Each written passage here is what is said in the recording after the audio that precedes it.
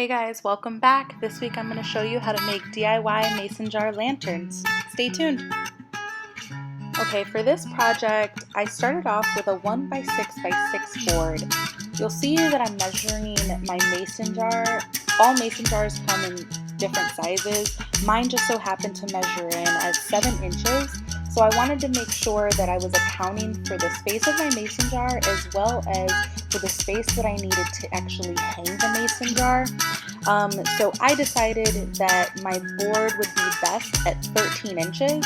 So you'll see I measured 3 pieces of the board at 13 inches, marked off the line, and then I'll cut that with my miter saw. You can also go ahead and use a regular hand saw for this. I just felt that it was easier, being that I had the miter saw out, that I'd go ahead and use that either way.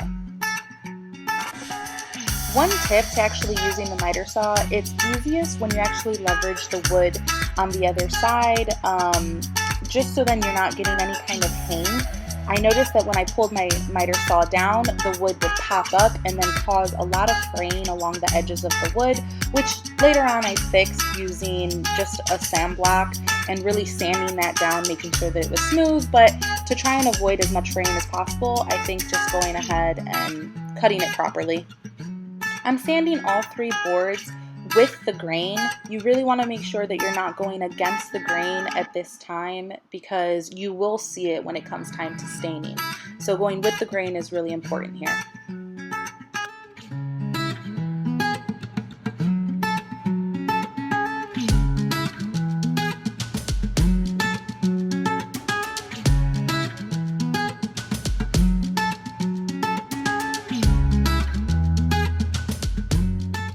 After all your wood is sanded, you're going to want to go ahead and clean up the area if you choose to spray paint in that same space. You don't want any wood particles blowing onto your mason jars, seeing that they'll be wet.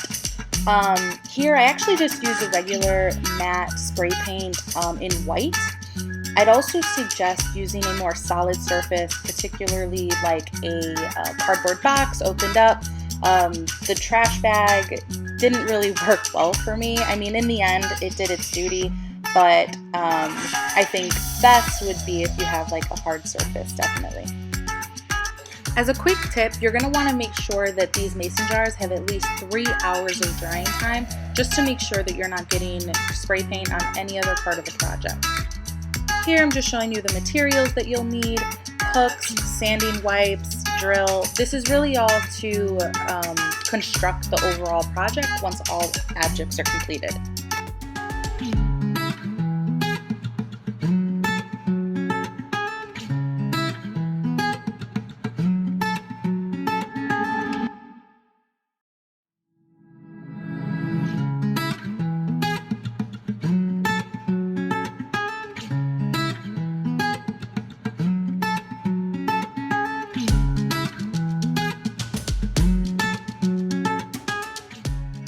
A quick tip when staining, especially kind of a dry stain like I am, you're going to want to make sure that you're also going with the grain of the wood, same as you're sanding.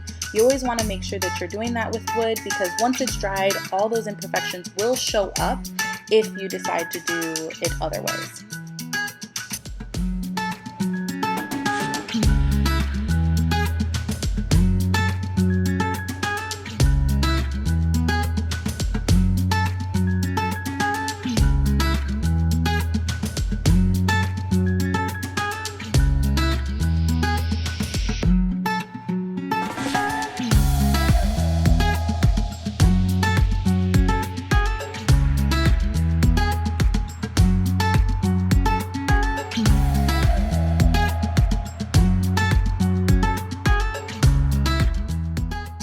So for this project, I am going to be staining both front and back pieces of the pieces of wood, but I do want to make sure that I'm giving at least 2 hours of drying time for the front part of the stain to be fully dry prior to turning it over and staining the back portion.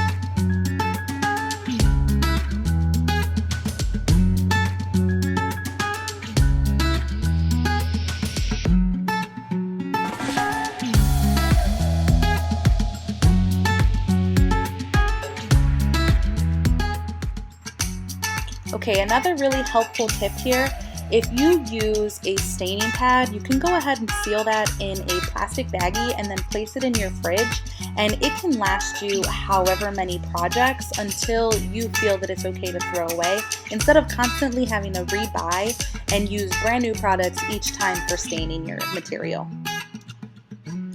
Okay, so for this, I just used some really thin burlap yarn that I wanted to wrap around kind of like that top portion of the mason jar to really just give it that country flair. I also knew that I had to create 2 loops or tie-offs of some sort in order to hang this from my lantern hooks that I purchased on Amazon.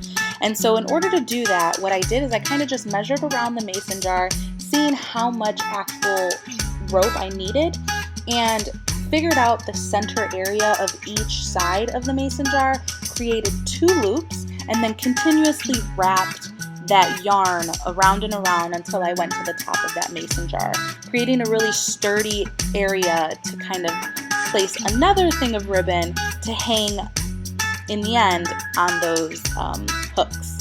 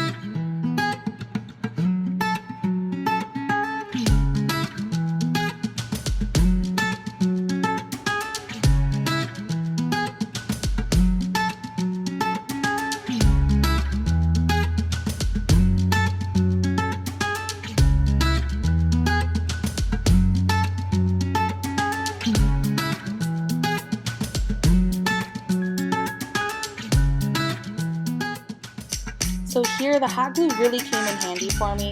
I felt that it was best to hot glue every so often just to make sure that this yarn was really secured every couple levels as I continued to wrap it around. Ideally, I would say trying to put as much as possible, because this is going to be a decoration that you want to stay, and yarn, especially with flowers in it or even just it being hanging, could potentially need to be more secure than you actually think.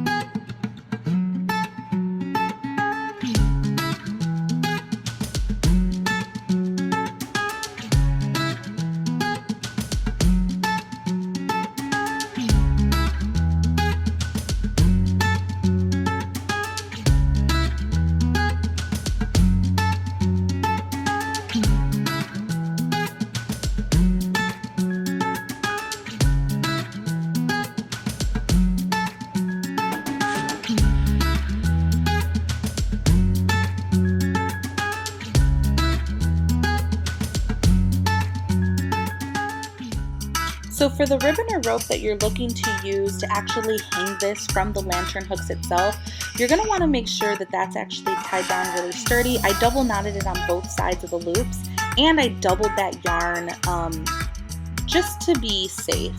Also, you're going to want to make sure that it's the proper length, that it's not exceeding the length of your board overall. And so putting it on the hook and against the wood just to make sure that it fits properly. So here, this is really where I'm starting to add those decorative features specific to my style and taste. I went and I actually got this garland that I also found at Michael's. But you can always add some fresh flowers, fake flowers, and I can easily see in the Christmas time me adding some specific garland to Christmas with maybe some Christmas balls or some icicles. This can really be customizable for every particular season that your house goes through to match whatever decor, which makes it really fun. Also, I did buy these little fake tea lights to add in the inside. I will say as a note that I only put one layer of spray paint on these canisters because this was my initial plan. But if you do want them to be completely solid and you're not planning to put any kind of light fixtures inside or anything else, then I would definitely recommend doing at least 2 coats and making sure those are dry prior to moving on to the project.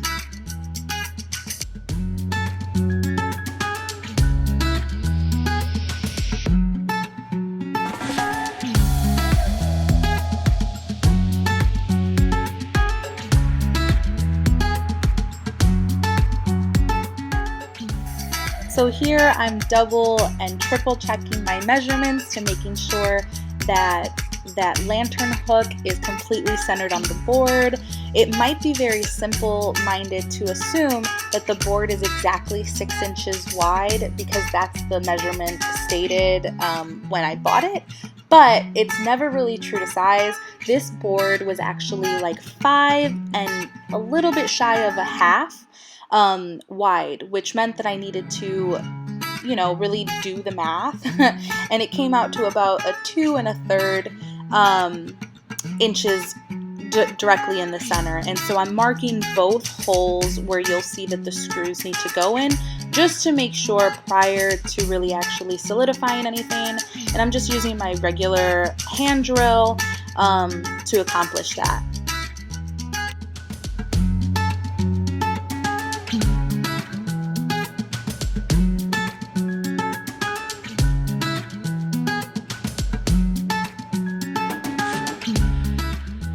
So one other thing I want to mention is that I did realize that I did forget to stain the tops of these boards, but I did go back and fix that. When all said was done, I really loved the look of this. It looks super classy, store-bought. It really warms up my kitchen, and I really am excited to see all the things that I can do with these and how I can customize them for my holidays. Really hope you guys enjoyed. Stay tuned to the next project.